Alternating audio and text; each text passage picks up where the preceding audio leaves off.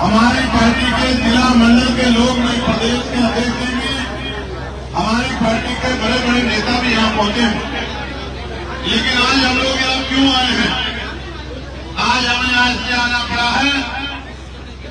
General Kashiram साहब बहुत पहले बात कहा करते थे कि जिस समाज का राजकाज नहीं होता उनकी बहन बेटियों पे जुल्म जाति अत्याचार होता है और उनके साथ मान सम्मान से भी खिलवाड़ होता है, उनके साथ मारपीट भी होती है और उनके हक अधिकारों को लूटा भी जाता है। अलीगढ़ में, आगरा में, हाथरस में, कागज में, मथुरा में पिछले 4-5 महीने से अपराधों की बाढ़ आ गई है। चारों तरफ दलितों पे, पिछड़ों पे, मुसलमानों पे, जैनों पे, सिखों पे, बौद्धिस्टों पे हमले किए जा रहे हैं।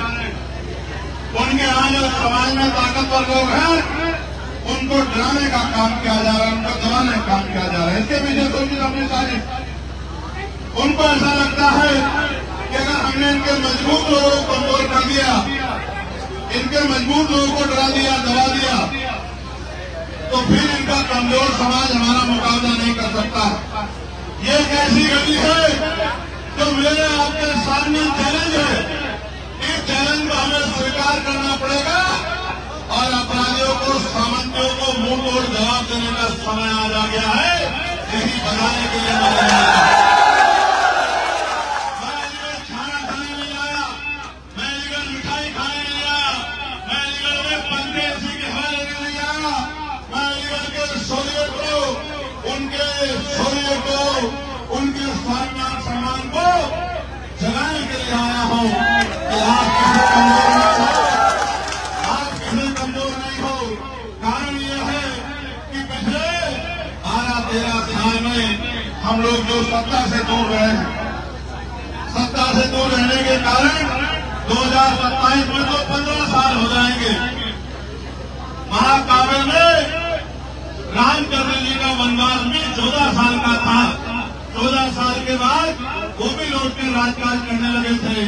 आज तो मेरे साथियों डॉक्टर बाबा साहब अम्बेडकर के अनुयायी हो, इन्होंने ये कहा है कि राजनीति में हिस्सेदारी नहीं करोगे, इसका सबसे बड़ा दंड ये होगा कि ऐसे लोग आपके ऊपर शासन करेंगे। उन्होंने ये भी कहा है कि political power is the master की, इट इज द मास्टर की by which can you open and each every door of your success। यानी कि राजनीतिक सत्ता वो चाबी है जिसके द्वारा आप अपनी जो समस्याएं, उनके जो समस्याओं पे ताले रूपी जो दरवाजे बंद कर दिए गए हैं, उन सारे तालों को आप खोल सकते हो। आज आप यहाँ इतनी बड़ी संख्या में जुटे हो, अन्याय होने पे अन्याय को सबक सिखाने के लिए जुटे हो, लेकिन यह अन्याय हम पे क्यों हो रहा? क्योंकि पुलिस और एडमिनिस्ट्रेशन सरकार के अधीन होते हैं। जिनकी सरकार होती है, अच्छे अधिकारियों को मजबूरी में उनके हिसाब से काम करना पड़ता है। कभी कभी निर्दोष लोगों पे झूठे मुकदमे लगाने पड़ते हैं, निर्दोष लोगों को जेल भेजना पड़ता है, अपराधियों को बचाना पड़ता है। एडमिनिस्ट्रेशन कभी कभी अपराधियों के समर्थन में खड़ा हो जाता है। ये तो पूरा क्षेत्र गवाह है, चाहे हाथरस का मामला हो, मथुरा का मामला हो, आगरा का मामला हो, अलीगढ़ का मामला हो, चारों तरफ बहन बेटियां भी सुरक्षित नहीं है, नौजवान भी सुरक्षित नहीं है, समाज के सामाजिक लोग भी सुरक्षित नहीं है, हमारी जमीन भी सुरक्षित नहीं है। आज अपनी जमीन, अपने बच्चों के सम्मान की रक्षा आपको हमें करनी पड़ेगी। इसलिए आज हम लोग इकट्ठा हुए।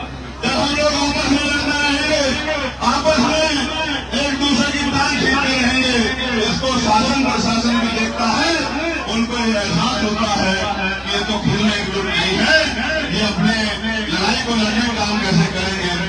देखो प्यारे साथियों, वैसे तो मैं समाज के हर एक व्यक्ति से बहुत प्यार करता हूँ, लेकिन जो लोग मेरी बात को नहीं मानते उन पे मेरी नाराजगी भी इसका रूप में बड़ा सख्त रहता है।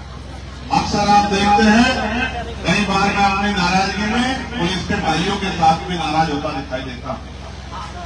जब आपको कुर्सियां बिछी हुई तो आपको पीछे जाना चाहिए। आप जबरदस्ती में बिछी हुई कुर्सियों पे लोग घंटों से बैठे हैं, आप जबरन आके आपने हिस्सा घेर दिया, क्योंकि वो बेचारा शांति से बैठे, आपको कुछ कह नहीं रहे।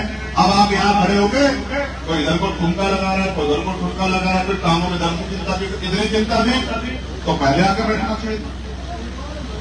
तब तो आप आके बैठे नहीं, तब तो आप इधर उधर घूम रहे थे, कभी इस मंदिर की तरफ जा रहे थे, कभी इस बिल्डिंग की तरफ जा रहे। अब आपको परेशानी हुई तो कष्ट सहना सीखो, दर्द सहना सीखो। गुलामी की बेड़ियां काटना कोई आसान काम है क्या? जब ये देश आजाद हुआ, इस देश को आजाद कराने वाले क्रांतिकारियों ने अपने खून से आजादी को, क्रांति की लड़ाई को लड़ा, अपने खून से इस मिट्टी को दान करके हम जाके आजाद दिलाने का काम किया। ऐसे थोड़ा आपको क्या लग रहा है? आजादी को सजा कर, आजादी को थाली में सजा कर लगा गया। क्यों भाई? दलित समाज के लोग आप राजकाज ले लो, पिछड़े वर्ग के लोग आप राजकाज ले लो, बहनों आप राजकाज ले लो, मजदूरों आप राजकाज ले लो, मुस्लिम समाज के लोग आप राजकाज, ऐसे में थोड़ा जाता है। लड़ाई लड़नी पड़ती, संघर्ष करना पड़ता है, पसीना बहाना पड़ता है, जुल्म सहने पड़ते हैं, आरोप करने पड़ते हैं, अन्याय करना पड़ता है और अन्याय के खिलाफ लड़ाई लड़नी पड़ती है। तब जाकर ये राजकाज आपका हिस्सा में आता। जो लोग राजकाज कर रहे हैं उनको मांगने मिला है, उन्होंने संघर्ष किया है, तब जाके उनको राजकाज मिला है। आप भी अगर चाहते हो कि आपको राजकाज मिले, मैं बात कह रहा था कि पिछले 13-14 साल से राजकाज हमसे दूर, राजकाज होने के कारण आज बहन बेटियों पर जुल्म भी होता, कोई पीट देता है, बाद में आरोप लगा देता है कि तो किसी बच्ची को अब सब कह रहा था और सड़क पर शारीरिक रूप से पीट के हाथ उतार लेता है, क्योंकि वो देख लेता है कि नीला पटका पहने हुए है तो बाबा साहब अम्बेडकर का अनुयायी है, ये सरकार बाबा साहब के खिलाफ है। और मैं ऐसे नहीं कह रहा हूं कि सरकार बाबा साहब की विचारधारा के खिलाफ है। इस बार डॉक्टर बाबा साहब अम्बेडकर की जयंती पर लेकर के लोगों ईमानदार से बताओ।